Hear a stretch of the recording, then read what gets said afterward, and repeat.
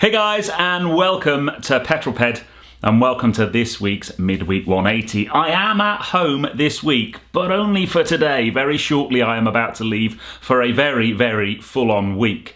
But I couldn't not bring you my Midweek 180. But before we get started with it, I just wanted to say a massive thank you to anyone who sent me a message since we clicked over the magic 100,000 subscribers on Friday of last week. No more preempting. We finally did it, people. We finally did it. But I've just been simply overwhelmed by such lovely messages and lovely supporting comments. It really has been very, very special. Literally, my phone just blew up on Friday and Saturday with all the comments. It's taken me a long time, but hopefully I think I've replied to most of them. But a couple of big shout outs.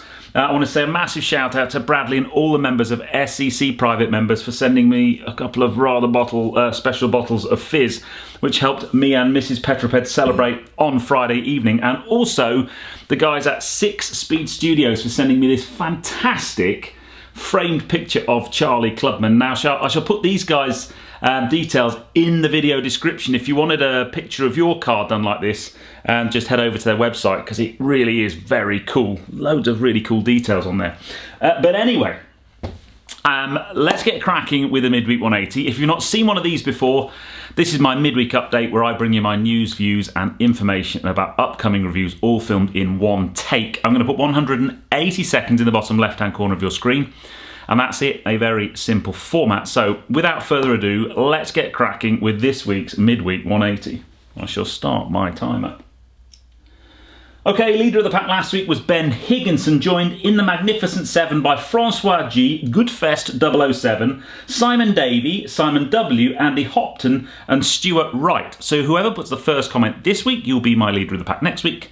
And the first 7 comments, you'll be in my Magnificent 7. Where are you and what you're doing? Well, that was Kilo Bravo 99, who was watching the Midweek 180 on his birthday. Happy birthday, my friend, but wherever you are right now and whatever you're doing, put it in the comments below and I'll give you a shout out next week. Last week's question was, had you ever preempted something and then ended up looking like a right Charlie? There were a couple of examples, but maybe not as spectacular as mine last week. And then this week's question is prompted by my Monday night video this week where I talked about servicing my car. And I just wanted to know how many of you who still have a car in warranty, I want to know whether you get it serviced at your main dealer or whether you get it serviced at a local specialist. Just interested to see what people think about kind of keeping the full main dealer history, even though you don't technically have to nowadays. F1, a couple of things. The testing at the weekend was really interesting. Obviously, Mercedes had a bad day on day one, but I think Mercedes, Red Bull and McLaren look like they are going to be really interesting. But I couldn't not have a moment just to think about the legend that is Murray Walker, or was Murray Walker. Sadly, we lost Murray Walker just a few days ago now. And for me, he was the voice of motorsport growing up, and not just Formula One either. I can remember I used to love watching him comment on rallycross and all kinds of motorsport. An utter legend.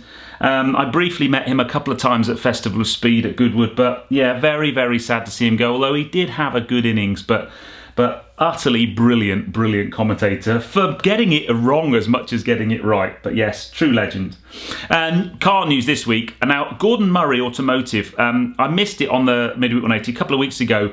They launched their T50S, their kind of track day special of their T50, just in case that wasn't fast enough. But this week, the exciting news, we've actually seen the car moving for the first time at Dunsfold Aerodrome. And I must admit, it's the most exciting car currently in development. I've not seen one in person. I believe they're very, very tiny. They're only the footprint of a Porsche Boxster, but oh my goodness, what a piece of engineering.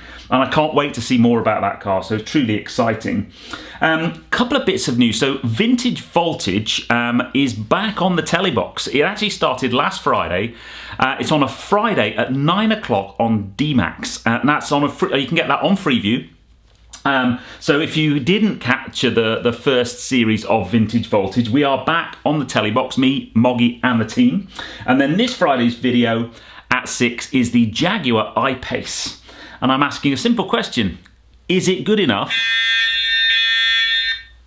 for Jaguar to go all electric by 2025? There you go. 3 seconds over. But yeah, no, Friday's video, the premise of Friday's video is a very simple question. Jaguar have announced that they're going to go all electric only from 2025. And as it stands, the only all electric car in their lineup is the I-Pace. So what happens to XE, XF, E-Pace, F-Pace, F-Type? What's going to happen? I find it fascinating to see what's going to be happening with Jaguar over the next 5 years. But we've got to start with where they currently are in the EV game. Now, I have had an I-Pace on the channel before when it first launched a few years ago. So a really interesting video. So make sure you tune in for that on Friday at 6. But that, my dear peddlers, is that. I hope you've enjoyed that one. If you have done so, please give me a thumbs up. Comments below are always welcome, and if you haven't done so already, please subscribe to Petrol for plenty more content to come. And join me on the next video this Friday at 6 p.m. for the Jaguar I-Pace.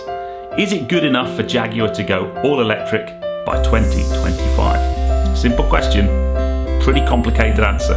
I'll see you on that one, guys. You take care. Drive safe.